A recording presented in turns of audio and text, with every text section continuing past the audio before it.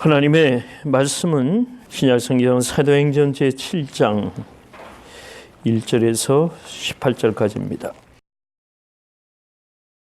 대제사장이 가로되 이것이 사실이냐?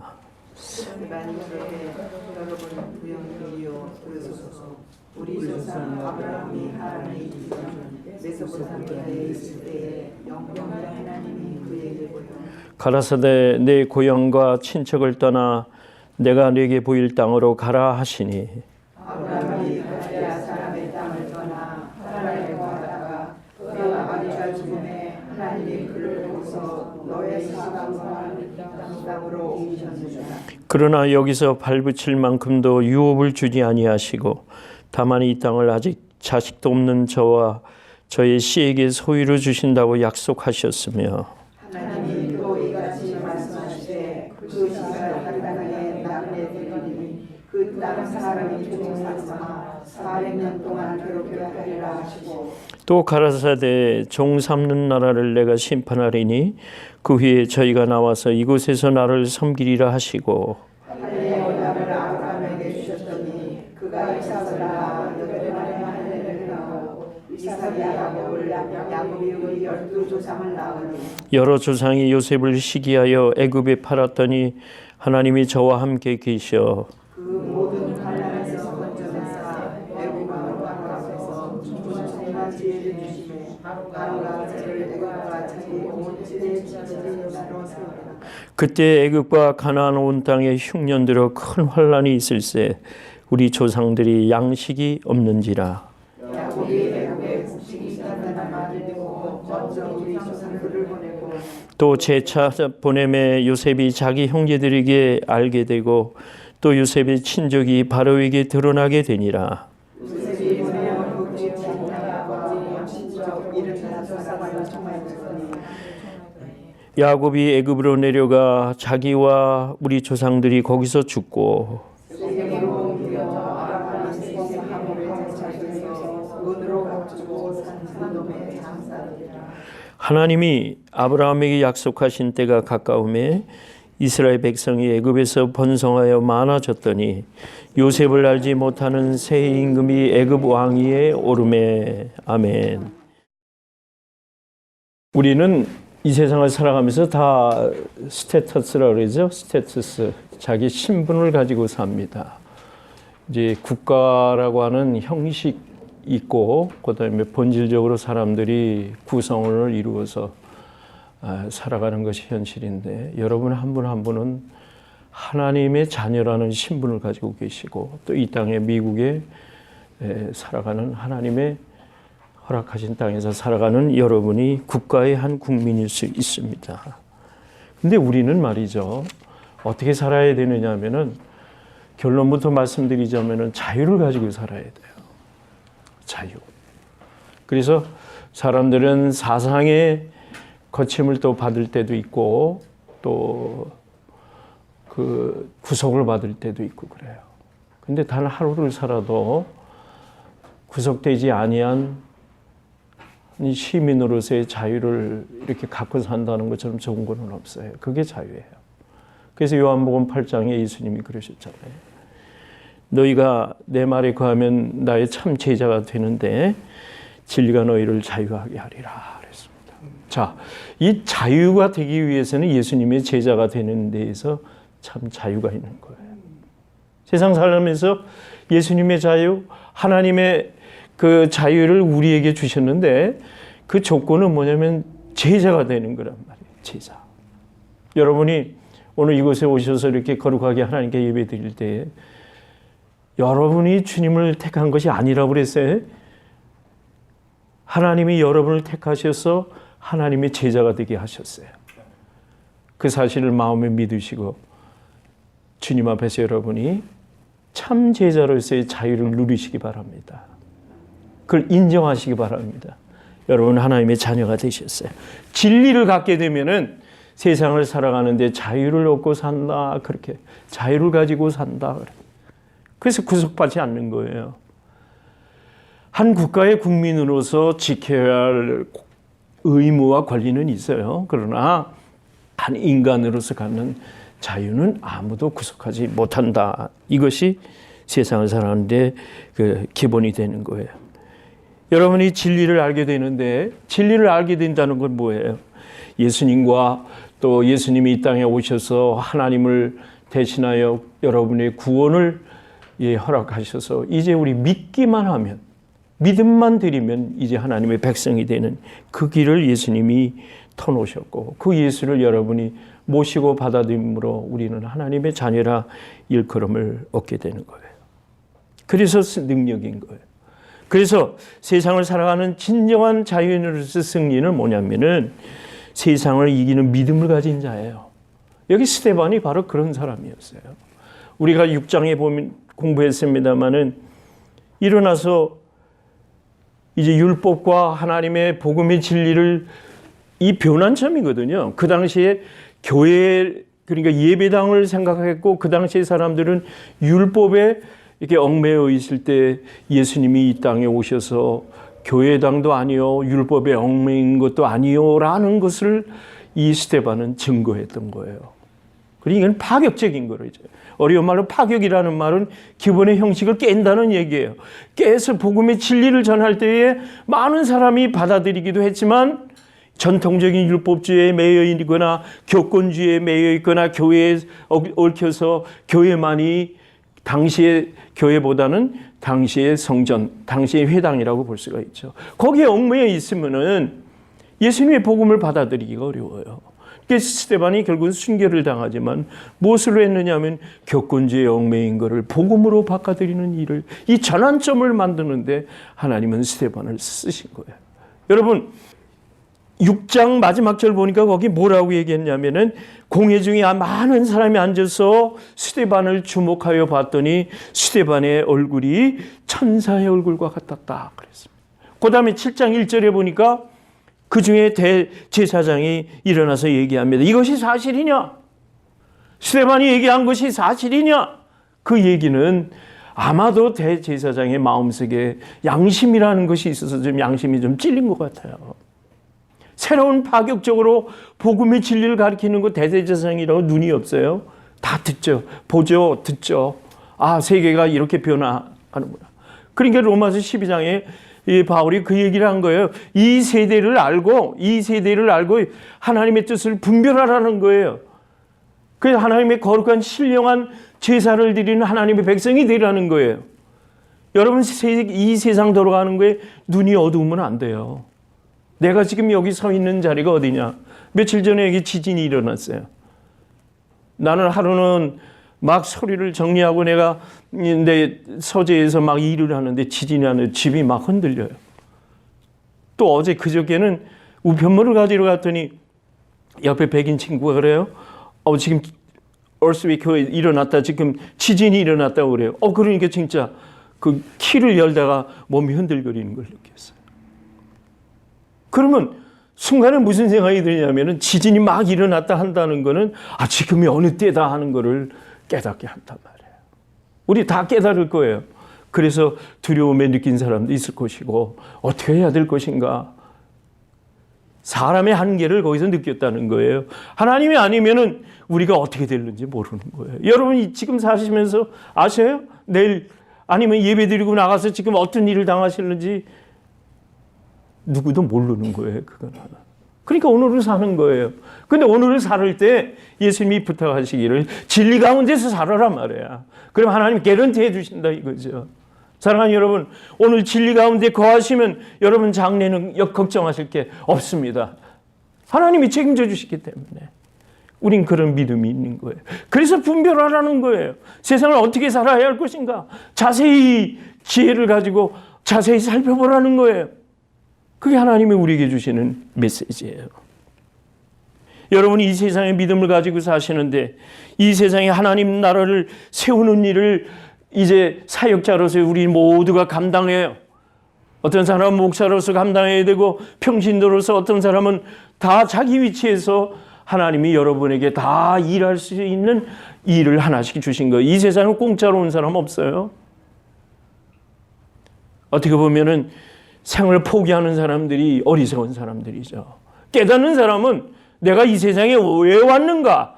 내가 지금 해야 할 일은 무엇인가 라고 알고, 그러면서 마태복음 7장 12절에 있는 말씀이 이제 그게 아주 기본적인 진리의 말씀이에요. 이 세상을 살아갈 때 남을 대접하란 말이야. 네가 남에게 대접을 받고자 하는 대로 남을 대접하며 사는 것이, 그것이 이 세상 살아가는 본분이라는 거예요. 사업을 하는 사람 중에 하영록 목사라고 계십니다. W31이라는 최근에 나온 책도 내가 3권을 다 읽어보니까 그분의 철학이 그거야. 사업을 지금 하면서 미국에서 잘 사업을 하면서도 목사가 되셔가지고 그분의 교회를 하시는 분이에요. 그런데 그분의 철학이 뭐냐면은 잠언 31장에 현숙한 여인이 이웃을 위해서 돕는 것을 그가 모티브로 삼았다는 거예요. 물론 심장마비로 자기가 죽을 것을 남의 심장을 이식해서 더불어 사는 인생이 돼버렸는데 어떻게 살면은 하나님 앞에서 바로 살까? 남은 인생에 내가 하나님이 주신 이 사랑을 어떻게 갚아가야 할 것인가? 그 favor라는 말을 나중에 썼어요. 어떻게 하면 나도 이 호의를 가지고 남에게 그 은혜에 감사하여, 에베소 6장 1절 이하에 보면 우리가 다 은혜로 사는 건데 선물로 산단 말이에요. 하나님이 주신 7절에 보면은 하나님의 선물로 산다고 그랬어요. 여러분 다 하나님의 선물로 사시는 거예요. 은혜 받고 사시는 거예요. 우리가 그렇게 산다면은 이 하목사님은 그렇게 말을 했던 거예요. 그래서 이는 그것을 황금률로 자기 인생의 본을 삼은 거예요. 그런데 그 사람이 살아가는 원리가 뭐냐면 남을 위해서 돕는 삶이란 말이에요. 이웃을 위해서 돕는 삶이란.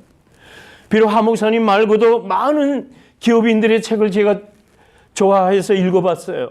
한결같은 주제가 뭐냐면은 자기를 위해서 사는 사람이 없더라는 거예요. 국가를 위해서, 남을 위해서, 사회를 위해서, 선교지를 위해서 그들은 아낌없이 인생을 내놓았다는 거예요.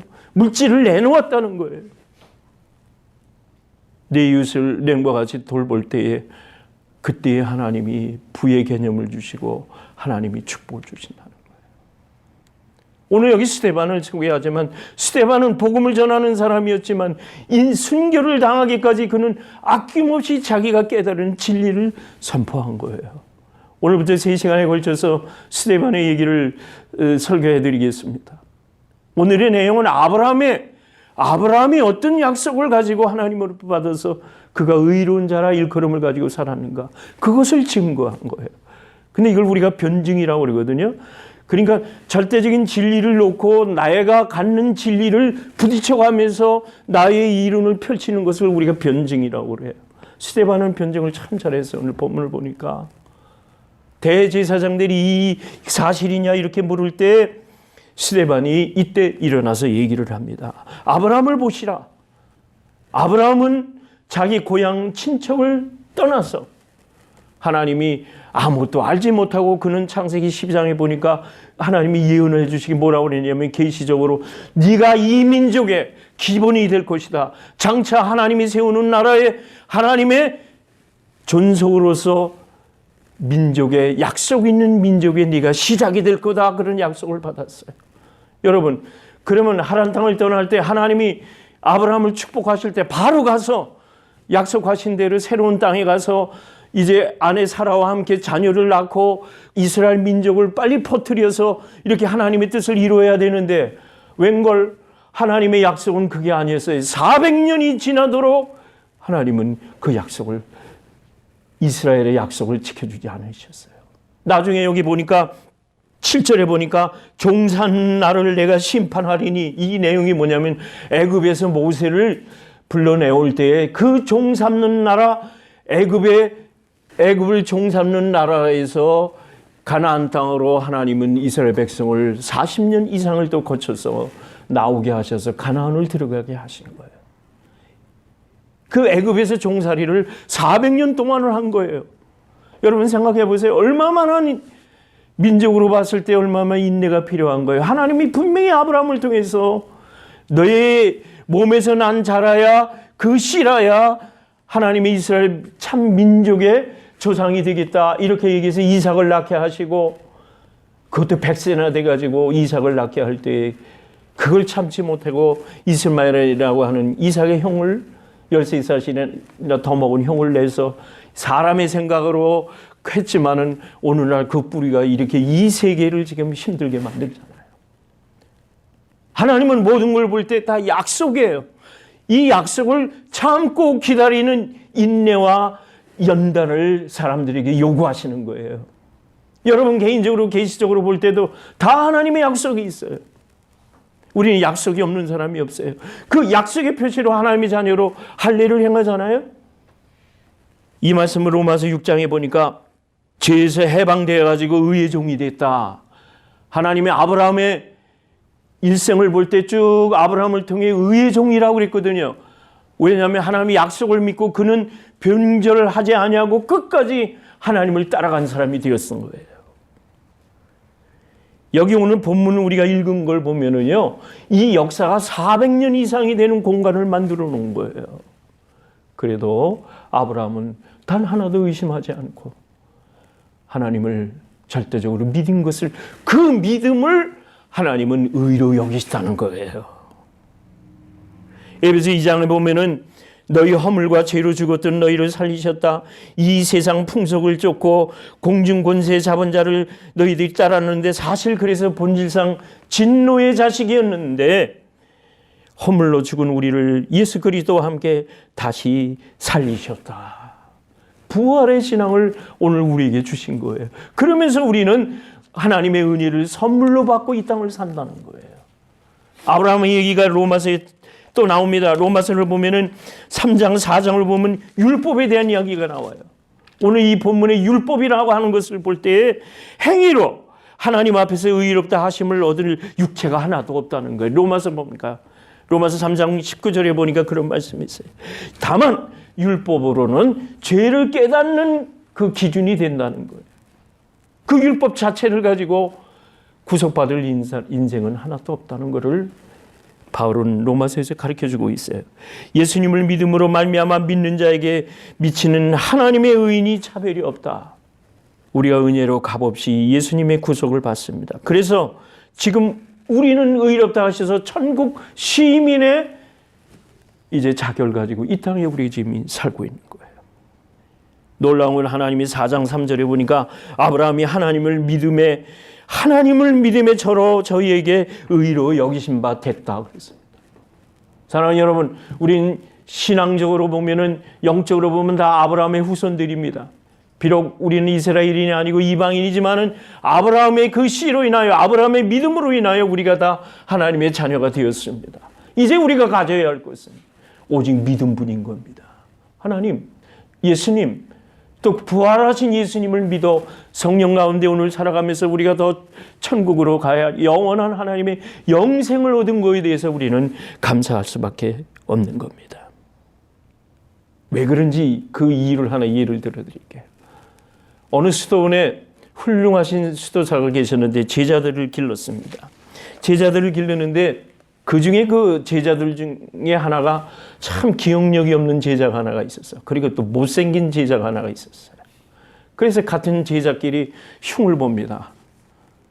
맨날 못난이라고 놀려댑니다.